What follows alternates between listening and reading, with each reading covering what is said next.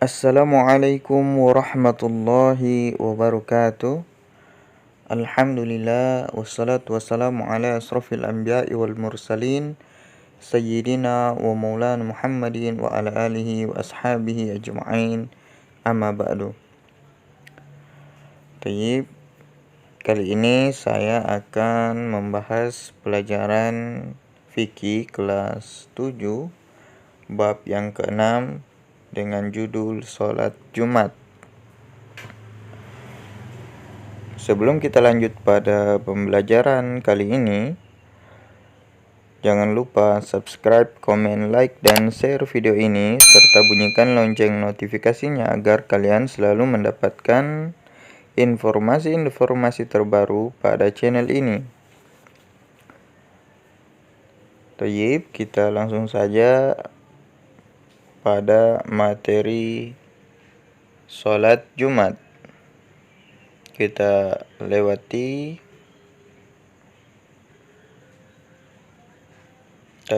saja.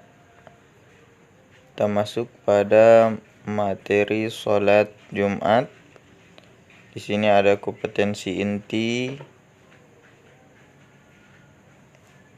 Selanjutnya ada kompetensi dasar. Kalian bisa membaca terlebih dahulu apa yang menjadi kompetensi dasar daripada materi Salat Jumat. Di sini ada tujuan pembelajaran. Silakan kalian baca terlebih dahulu.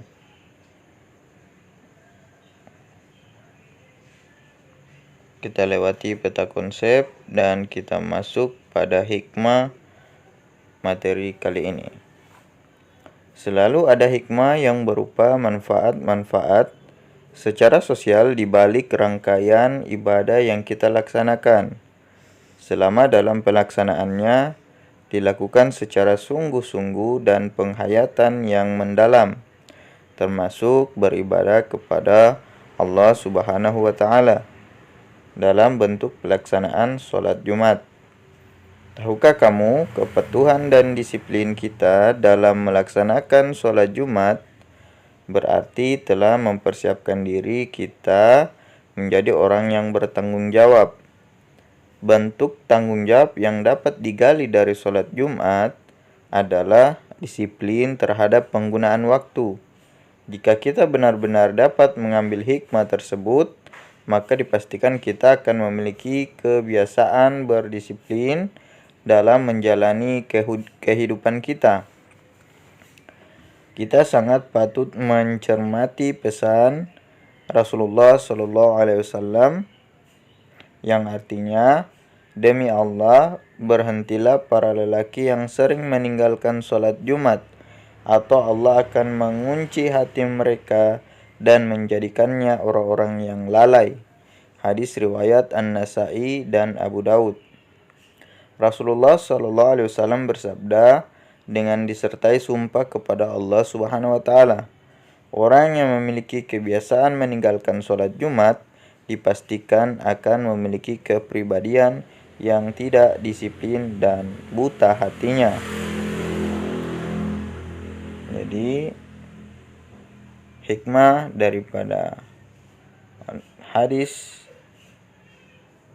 An-Nasa'i dan Abu Daud ini adalah kita harus wajib untuk melaksanakan sholat Jumat dan jangan sampai kita tertinggal sholat Jumat kecuali dengan alasan-alasan yang dibolehkan dalam meninggalkan sholat Jumat. Baik, kita lanjutkan. Kita masuk pada pengertian sholat Jumat. Setiap hari Jumat, kita pasti melaksanakan sholat Jumat secara berjamaah di masjid. Sholat Jumat merupakan sholat 2 rakaat yang dilakukan setelah tergelincirnya matahari atau waktu sholat zuhur dengan ketentuan-ketentuan yang telah diatur secara terperinci. Hukum melaksanakannya adalah fardu ain bagi setiap laki-laki yang sudah balik. Bagi orang yang telah melaksanakan sholat Jumat, maka tidak diwajibkan untuk melaksanakan sholat zuhur. Keistimewaan hari Jumat yang dimiliki oleh hari Jumat karena hari tersebut memiliki keistimewaan dibandingkan dengan hari-hari lain. 1. Hari berkumpulnya kebaikan dan hari berkumpulnya orang melakukan kebaikan. Yang kedua, hari diciptakannya Nabi Adam alaihissalam. Yang ketiga, hari bersatunya kembali antara Adam alaihissalam dan Siti Hawa setelah diturunkan ke bumi. Yang keempat, sejak zaman jahiliyah ketika terkenal sebagai hari Arubah yang bermakna hari penuh kasih sayang. Yang kelima, sebaik-baiknya hari yang disinari matahari. Yang keenam, hari yang Allah Subhanahu wa taala mengampuni 600.000 penghuni neraka. Yang ketujuh, hari yang dijanjikan bagi orang yang meninggal di hari tersebut, maka Allah Subhanahu wa taala akan mencatat baginya pahala meninggal di jalan Allah dan dijaga dari siksa kubur. Salat Jumat bukan pengganti salat zuhur. Salat Jumat merupakan salat yang berdiri sendiri. Tetapi bagi yang sudah melaksanakan salat Jumat, maka tidak ada kewajiban melaksanakan salat zuhur. Ayo kita cermati tabel berikut ini. Ada unsur-unsurnya dan di sini ada centangan salat Jumat dan salat zuhur. Fardu ain bagi setiap laki-laki yang sudah balik. Kedua, wajib dilakukan secara berjamaah. Ketiga, dilaksanakan setelah tergelincirnya matahari hingga memasuki waktu salat asar. Berikutnya, memiliki 2 rakaat. Berikutnya terdapat 2 khutbah sebelum pelaksanaan salat. Berikutnya termasuk salat yang dikeraskan bacaannya. Setelah kita mencermati tabel, bisakah kita membedakan antara salat zuhur dan salat Jumat? Dilihat dari syarat wajib salat dan tata cara pelaksanaan salat, keduanya berbeda. Dalam salat Jumat, hukum fardu ain, hanya wajib bagi setiap laki-laki setelah balik. Sementara salat zuhur wajib bagi laki-laki dan perempuan yang telah balik. Salah satu perbedaan yang menonjol lainnya adalah tata cara pelaksanaan kedua salat seperti dalam tabel di atas. Berikutnya, dasar hukum salat Jumat. Ayo kita baca cermati dengan seksama dan berikan kesimpulan tentang kandungan ayat Al-Quran dan hadis-hadis Nabi SAW di bawah ini. Hadis Nabi SAW, Inna yaumal jumu'ah sayyidul ayyam wa a'zamuha indallah wa huwa a'zamu indallahi min yaumil adha wa yaumil fitri. Artinya hari Jumat adalah tuannya semua hari dan bagi Allah merupakan hari paling agung. Di mata Allah, hari Jumat lebih agung dari hari Idul Fitri dan Idul Adha. Hadis riwayat Ibnu Majah. Firman Allah Subhanahu wa taala, Ya ayyuhalladzina amanu idza nudiya lis-salati min yaumil jumu'ati fas'au ila dzikrillah wa dzarul bai'ah. Hai orang-orang yang beriman, apabila diseru untuk menunaikan salat Jumat, maka bersegeralah kamu mengingat Allah dan tinggalkanlah jual beli. Quran surat Al-Jumu'ah ayat 9. Nabi SAW bersabda, Rawahul Jumu'ah wajibun ala kulli muhtalim. Pergi menunaikan salat Jumat wajib bagi semua laki-laki yang sudah memasuki usia balik. Hadis riwayat An-Nasai dan Abu Daud. Hadis Nabi SAW, Man taraka salasa juma'in tahawunan biha taba'allahu ala qalbihi. Artinya, siapapun yang meninggalkan sholat Jumat 3 kali berturut-turut dan perasaan remeh, Allah akan jadikan kebiasaan itu berada dalam hatinya. Hadis riwayat 5 Imam Hadis. Rasulullah SAW bersabda, Laqad hamamtu an amura rajulan yusalli bin nasi thumma ukharriqa ala rijali yatakhallafuna anil jumu'ati buyutahum. Artinya, aku berniat menyuruh laki-laki untuk sholat berjamaah. Lalu aku akan membakar rumah-rumah orang yang meninggalkan sholat Jumat. Hadis riwayat Muslim dan Ahmad. Syarat sah dan syarat wajib sholat Jumat. Ayo kita ingat kembali pembahasan sebelumnya tentang syarat wajib sholat fardu. Dan kita bandingkan dengan syarat wajib sholat Jumat. Syarat wajib merupakan ketentuan yang munculnya hukum fardu ain melaksanakan sholat Jumat. Syarat wajib harus dipenuhi sebelum pelaksanaan sholat dimulai. Syarat sah merupakan ketentuan yang menyebabkan diterimanya sholat Jumat. Syarat sah sholat harus dipenuhi selama pelaksanaan sholat Jumat berlangsung. Pendapat pertama berdasarkan kitab Safinatun Najah dan pendapat kedua berdasarkan kitab Matan Taqrib. 1. Untuk Safinatun Najah dilakukan pada waktu sholat zuhur. Kedua, dilaksanakan di pemukiman.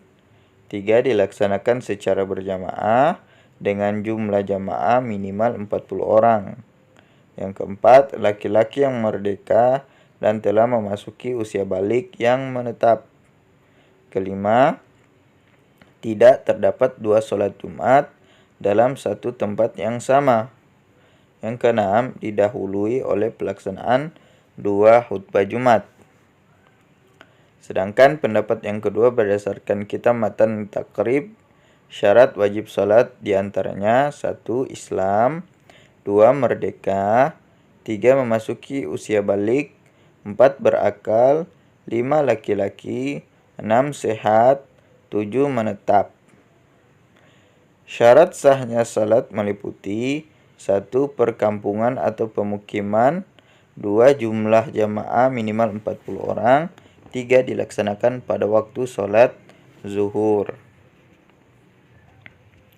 Mari kita padukan. Ada unsur-unsurnya dan pendapat pertama serta pendapat kedua. Syarat wajib sholat Jumat. 1. Islam. Pendapat pertama tidak ada. Pendapat kedua ada. Yang kedua, merdeka. Yang ketiga, memasuki usia balik. Yang keempat, berakal. Yang kelima, laki-laki. Yang keenam, sehat. Yang ketujuh, menetap. Syarat sahnya sholat Jumat. 1. Perkampungan atau pemukiman. 2. Dilakukan secara berjamaah dengan jumlah minimal 40 orang. 3. Dilaksanakan pada waktu sholat zuhur. 4. Tidak terdapat 2 sholat Jumat dalam satu tempat yang sama. 5. Didahului oleh pelaksanaan 2 khutbah Jumat. Apakah yang dapat kita temukan? Syarat wajibnya sholat Jumat menurut pendapat yang pertama sebanyak 4 syarat dan 7 syarat berdasarkan pendapat yang kedua. Sedangkan syarat wajib menurut pendapat kedua sebanyak 5 syarat dan pendapat kedua mengatakan 3 syarat. Mari kita padukan. Jika dipadukan, maka syarat wajib sholat Jumat sebanyak 7 syarat, yaitu 1. Islam, tidak sah sholat Jumatnya kalau orang kafir. Yang kedua, merdeka, tidak sah sholat Jumat bagi hamba sahaya atau budak. 3. Memasuki usia balik. Namun bagi anak kecil yang sudah mumayyiz, sholatnya tetap sah karena belum diwajibkan melaksanakan sholat Jumat, tetapi sangat dianjurkan ikut serta sebagai pembelajaran. Yang keempat, berakal. Tidak wajib sholat Jumat bagi orang yang hilang ingatan karena sakit, gila, ayan, pingsan, dan mabuk secara terus-menerus. Yang kelima, laki-laki. Tidak wajib sholat Jumat bagi laki-laki yang belum balik dan perempuan baik yang sudah balik ataupun belum. 6. Sehat. Bagi orang sakit dikecualikan dari kewajiban melaksanakan sholat Jumat. Yang ketujuh, menetap. Tidak wajib bagi orang yang berpergian ke suatu tempat yang tidak memiliki niat untuk menetap selama minimal 4 hari. Waktu berpergian juga tidak pada hari Jumat setelah sholat subuh. Jika memiliki niat menetap dan berpergian setelah selesai sholat subuh, maka wajib baginya melaksanakan sholat Jumat. Jika dipadukan antara kedua pendapat, maka syarat wajib sholat Jumat ada 4 yang mencakup. 1. Pemukiman. Sholat Jumat dilaksanakan di masjid, desa atau berbatasan sesuatu kampung atau pemukiman dalam wilayah administrasi desa tertentu. 2. Berjamaah dengan 40 orang jamaah. Tidak sah sholat Jumat jika jumlahnya termasuk imam sholat kurang dari 40. Yang ketiga, dilaksanakan pada waktu sholat zuhur, yaitu mulai tergelincirnya matahari hingga memasuki waktu asar. Namun yang lebih utama adalah mensegerakan pelaksanaan sholat Jumat dengan tidak mengulur-ulur waktu. Yang keempat, tidak terdapat 2 sholat Jumat dalam waktu bersamaan. Sholat Jumat di masjid dalam satu daerah sah hukumnya jika tidak didahului oleh sholat Jumat di masjid lainnya di daerah yang sama. Dikecualikan daerah yang sangat luas dan sulit untuk mengumpulkan. Dapat pula karena sebab lain, seperti antar kampung saling bermusuhan atau berperang, atau jauhnya jarak antara satu kampung dengan kampung lainnya, sehingga penduduk kampung tidak dapat mendengar azan Jumat. 2. Khutbah Jumat. Kita pasti sudah mengalami 2 khutbah Jumat dibaca sebelum sholat pelaksanaan sholat Jumat, dan khotib atau pembaca khutbah harus berdiri. Selain itu, di antara 2 khutbah disela-selai dengan duduk sejenak. Mari kita cermati. Jika dalam pokok pembahasan sholat dikenal dengan istilah syarat sah dan syarat wajib, maka dalam 2 khutbah dikenal dengan syarat dan rukun khutbah. Syarat merupakan perkara-perkara yang harus dipenuhi oleh seorang khatib dan menentukan sah atau tidaknya khutbah. Syarat ini di luar materi khutbah yang disampaikan. Rukun merupakan perkara-perkara yang harus dipenuhi dalam materi khutbah yang disampaikan dan menentukan sah atau tidaknya khutbah. Syarat-syarat khutbah Jumat. Pendapat pertama berdasarkan kitab Safinatun Najah. 1. Suci dari hadas kecil dan hadas besar. Pendapat yang kedua berdasarkan kitab Matan Takrib. 1. Suci dari najis dan hadas, baik badan, pakaian, dan tempat khutbah. Begitu pula menutup aurat dan dianjurkan dengan pakaian yang masih baru. Yang kedua, pendapat pertama, suci dari najis, baik badan, pakaian, maupun tempatnya. Yang kedua, untuk pendapat yang kedua, mendahulukan 2 khutbah daripada sholat Jumat. Pendapat yang pertama untuk yang ketiga, menutup aurat. Pendapat yang kedua, yang ketiga dilaksanakan pada waktu yang sama dengan pelaksanaan sholat zuhur. Pendapat yang pertama, Yang keempat, berdiri bagi yang mampu. Pendapat yang keempat, khutbah dilaksanakan dengan berdiri. Pendapat yang kelima, duduk di antara dua khutbah dengan batas minimal sama dengan lamanya tumaknina dalam sholat. Pendapat yang kedua, nomor 5, duduk sejenak di antara dua khutbah dan wajib tumaknina. Yang pendapat yang pertama, keenam, berurutan antara khutbah pertama dengan khutbah kedua. Pendapat yang kedua untuk nomor 6, mengeraskan suara yang sekiranya 40 jamaah dapat mendengarkan. Pendapat yang pertama, yang ketujuh, berurutan dengan pelaksanaan sholat Jumat. Pendapat yang pertama nomor 8, menggunakan bahasa Arab. Pendapat yang pertama nomor 9, jamaah yang mendengarkan minimal berjumlah 40 orang. Dan pendapat yang pertama nomor 10, itu dilaksanakan pada waktu yang sama dengan pelaksanaan sholat zuhur. Mari kita padukan unsur-unsur dalam syarat dua khutbah. 1. Suci dari hadas besar dan kecil. 2. Suci dari najis baik badan, pakaian, dan tempat khutbah. 3. Menutup aurat.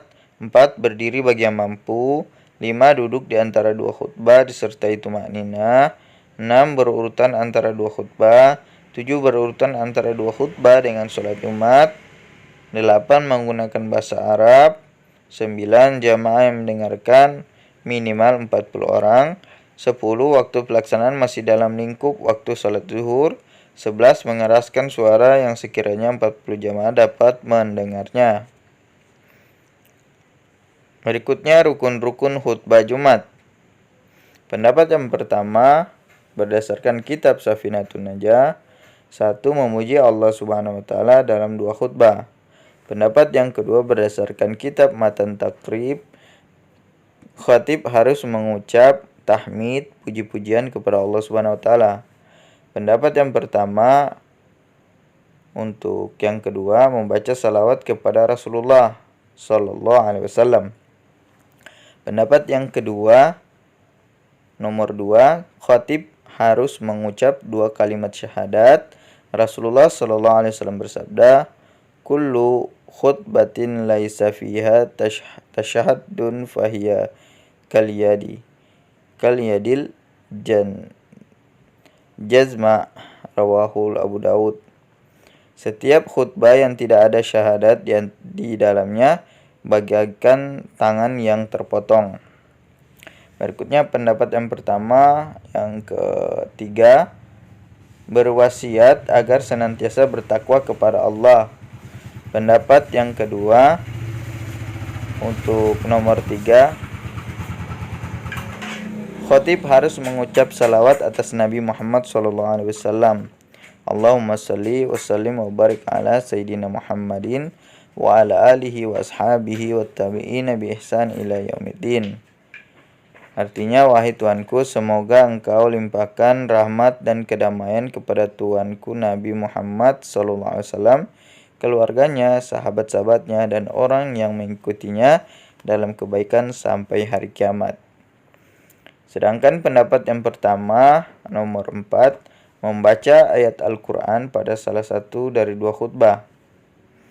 Pendapat yang kedua, nomor 4, khatib berwasiat untuk jamaah agar selalu bertakwa kepada Allah Subhanahu wa taala.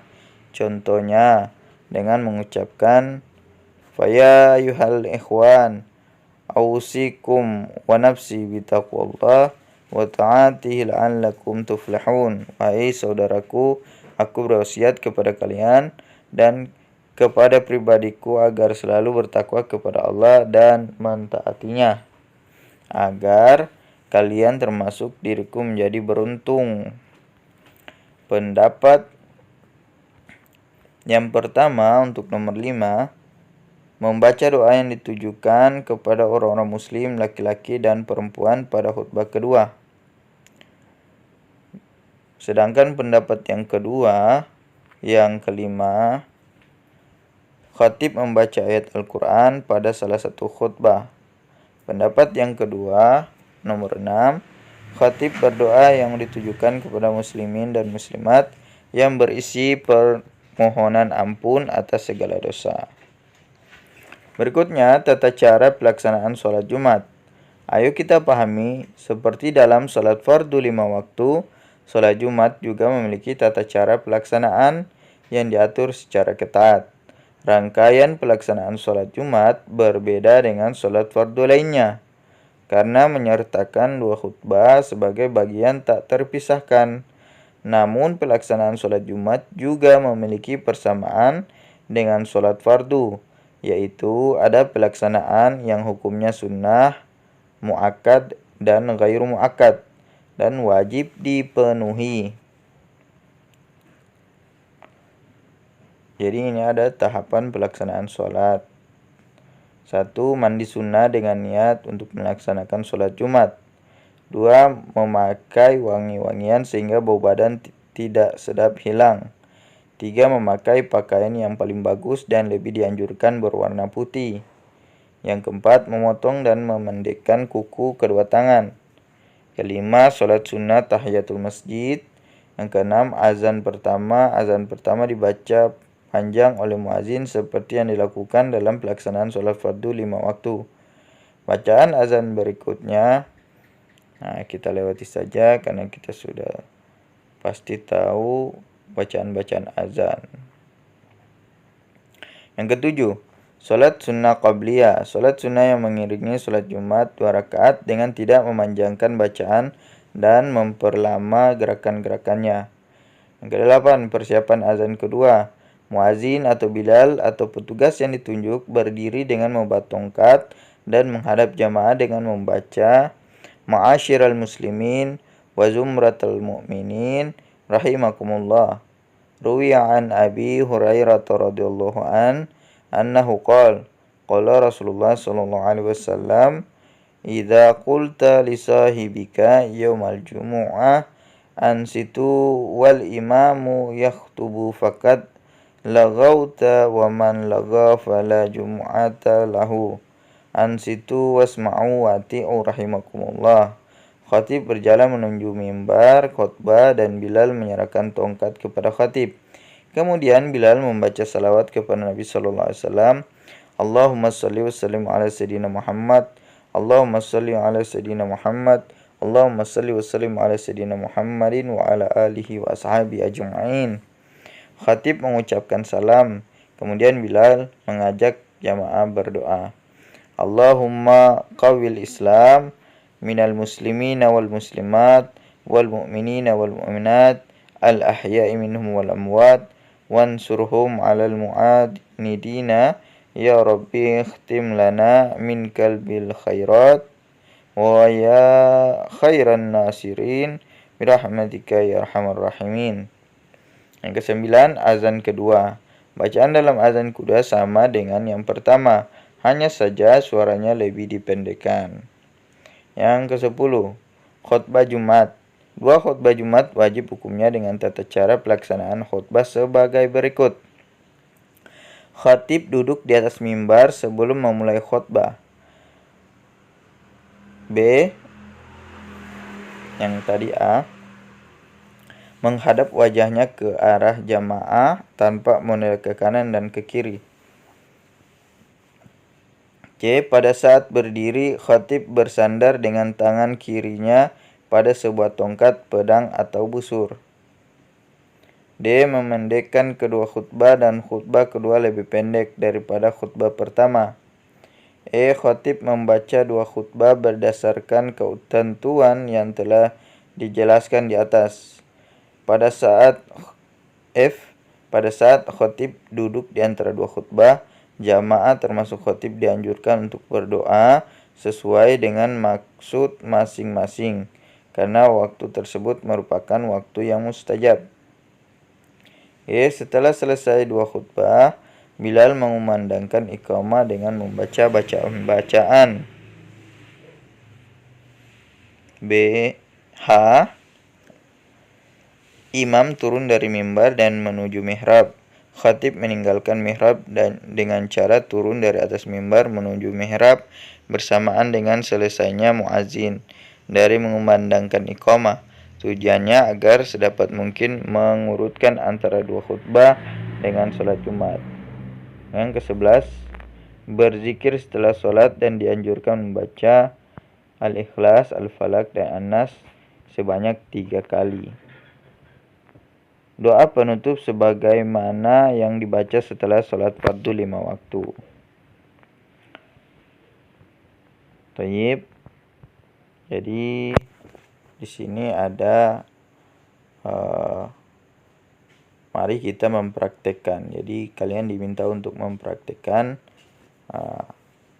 untuk melaksanakan pelaksanaan sholat Jumat sebagai bentuk praktek. Berikutnya, hikmah sholat Jumat.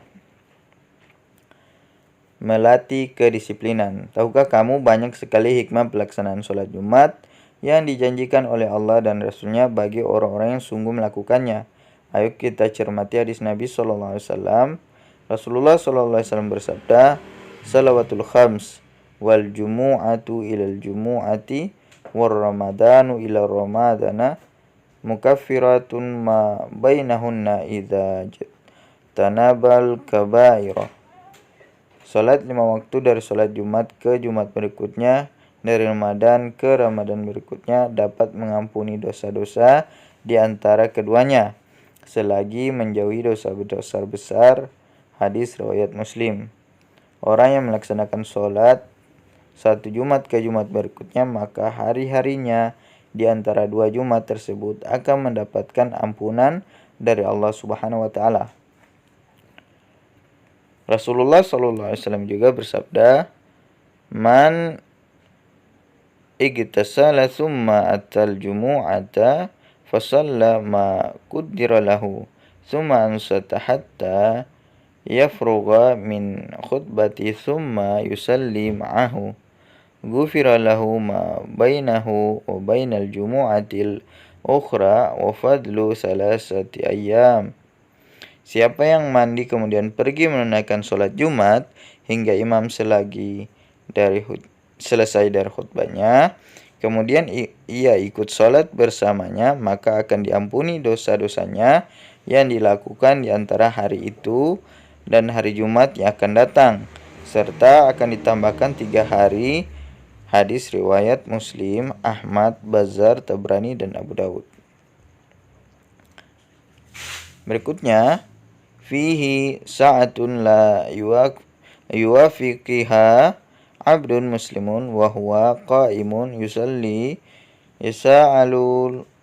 yas'alullahu syai'an illa a'tahu iyyahu wa asyarahu biyadihi yukalliluha. Di dalamnya terdapat waktu yang sangat baik bagi hamba muslim, sementara ia sedang melaksanakan sholat. Jika ia meminta sesuatu kepada Allah, niscaya Allah akan mengabulkan kepadanya. Nabi SAW memberi isyarat dengan tangannya bahwa hal itu sangat mudah baginya. Hadis riwayat muttafaqun alaih. Berikutnya, melatih tanggung jawab. Tahukah kamu apa yang terkandung dalam kata fasa'u dalam Quran surat Al-Jumu'ah ayat 9? Secara bahasa memiliki bersegeralah kalian semua untuk bersiap-siap dan melaksanakan sholat Jumat. Pelaksanaan sholat Jumat memberikan hikmah bagi kita untuk menjadi orang yang berdisiplin.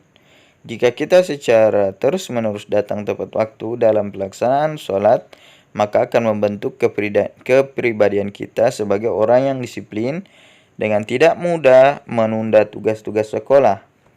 Ayo kita cermati, orang yang berdisiplin pasti akan mendorong pada pencapaian kepribadian yang bertanggung jawab. Bertanggung jawab adalah berusaha sekuat pikiran, perkataan, dan perbuatan untuk memenuhi tugas-tugas dan peran-peran yang dimilikinya sesuai dengan ketentuan yang ada, baik ketentuan waktu dan standar yang harus dicapai. Pelaksanaan disiplin dan tanggung jawab yang secara terus-menerus kita bisakan dengan mensegerakan datang ke masjid dan menjalankan seluruh ketentuan yang diwajibkan atau dianjurkan akan membentuk pribadi yang memiliki integritas dalam kehidupan sosial kita. Kita akan selalu memiliki prinsip hidup untuk menjadi orang yang selalu dapat dipercaya dalam perkataan, perbuatan, dan pekerjaan. Berikutnya kita masuk pada rangkuman. Diharapkan kalian bisa menuliskan rangkuman ini agar kalian selalu bisa mendapatkan garis-garis besar pada materi ini. 1. Sholat Jumat merupakan sholat wajib 2 rakaat yang dilakukan setelah tergelincirnya matahari atau waktu sholat zuhur bagi laki-laki yang telah memasuki usia balik. 2. Sholat Jumat bukan sebagai pengganti sholat zuhur, tetapi sholat yang berdiri sendiri dan diatur dengan ketentuan yang berbeda antara keduanya. 3. Syarat wajib sholat Jumat ada 7, yaitu Islam, merdeka, memasuki usia balik, berakal, laki-laki. Thayyib, itulah rangkuman pada materi kali ini, yaitu materi sholat Jumat. Semoga apa yang saya bacakan dan saya paparkan bisa bermanfaat bagi kalian. Apabila ada penyebutan kata dan kalimat yang kurang jelas atau kekeliruan dalam pengucapannya, saya mohon maaf yang sebesar-besarnya.